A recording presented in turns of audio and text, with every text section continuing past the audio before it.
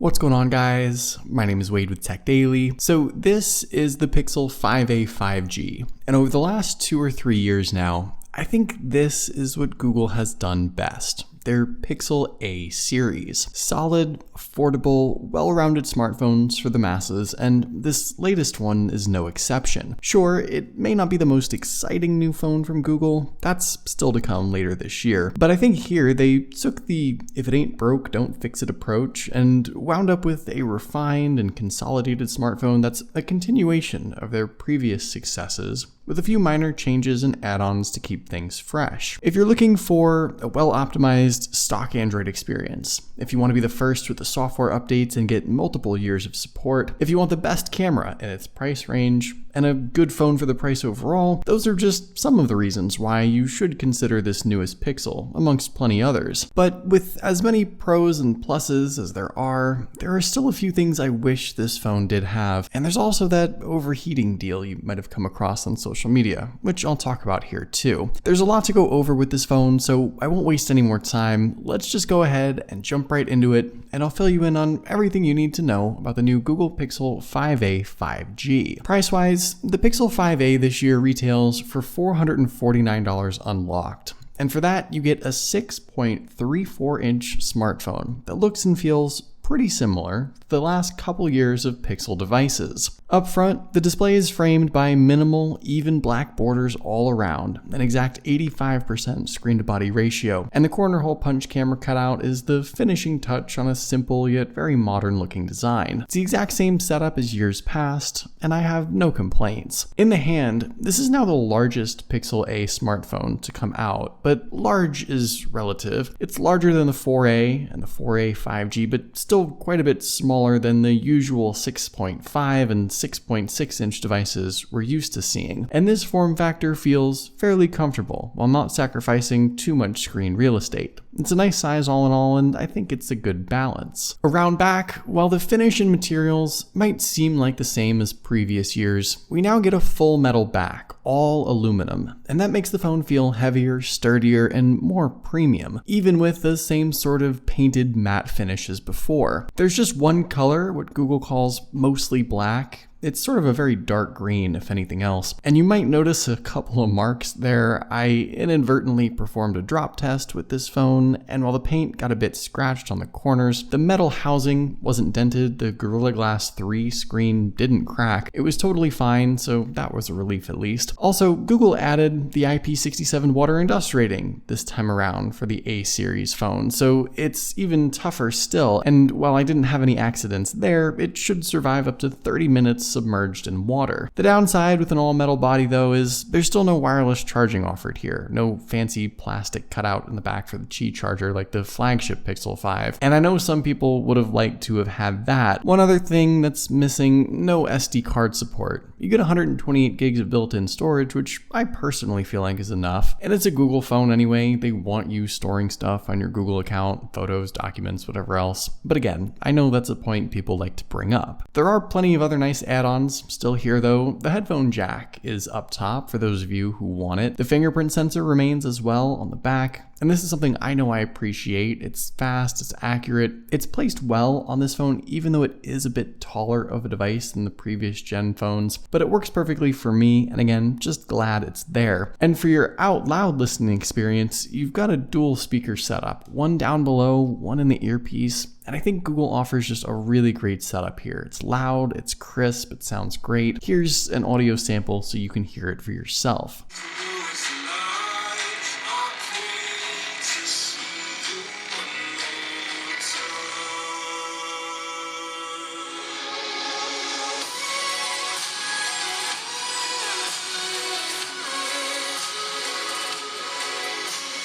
Physically, overall, there isn't anything I'd really change or that I'd want added. I think all the important stuff is here, and I'm glad no real sacrifices were made so far. Now, when it comes to the display, I think the Pixel 5a is going to deliver a really solid viewing experience in general, but there are a couple of things to consider here. With the resolution, you get a full 2400 by 1080 display at about 415 pixels per inch. At this size, barely more than 6.3 inches, that makes this a really sharp display. display, and anyone concerned with clarity or pixels isn't going to have an issue. We also get an OLED panel with HDR support, which means you get a screen that's bold, that's bright, it pops. It's a good looking display from every angle, and for anything and everything you want to watch. OLED for me is a must-have, especially in this price range, and I've had no complaints with what Google has brought with their screens these past couple of years. What's missing though is that high refresh rate. No 90 or 120 Hz here, and that's probably my biggest gripe. You don't get that fast, fluid feel you might find on other phones.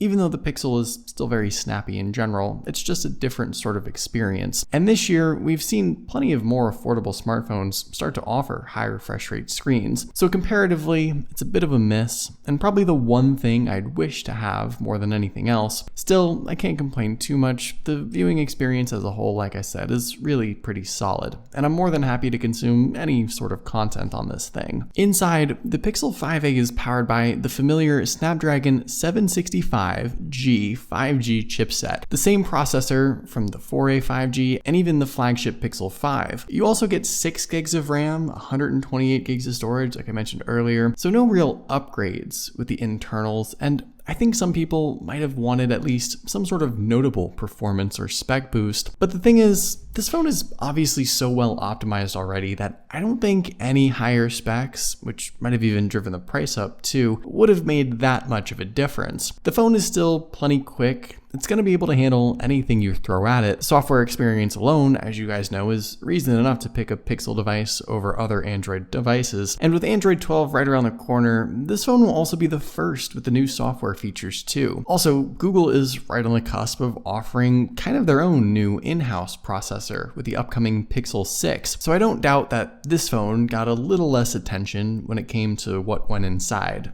Part of the decision was probably just convenience, I'm sure. But like I said, I don't consider this whole thing to be a net negative. The phone didn't have any issues with what I wanted it to do, and I think this phone is fully capable of gaming, for example, even more intense stuff, and any other graphics-heavy apps you want it to do. I really found no performance issues with my usual stuff. Now, the other consideration is battery life, and I know this was sort of an issue on previous Pixel A devices. They really didn't excel in longevity before, but this time around, not only do we have a bigger sized battery inside, 4,680 milliamps, but I also think it's better optimized as well to deliver significantly improved battery life. For me personally, I've been able to exceed some 15 hours of screen on time on a single charge, and I think some people can easily go beyond that if you don't use your phone as much as I do. The additional adaptive battery modes I think are also helpful in optimizing for longevity, and the included 18-watt charger is okay. You can juice up to 100% in about an hour and a half, but something a little more powerful would have been nice. All in all, I think the Pixel 5a received a lot of Google's attention when it came to its battery life, and their efforts seem to have paid off. The bigger size is great, and seemingly better optimized software experience are all going to yield a lot better results than previous years.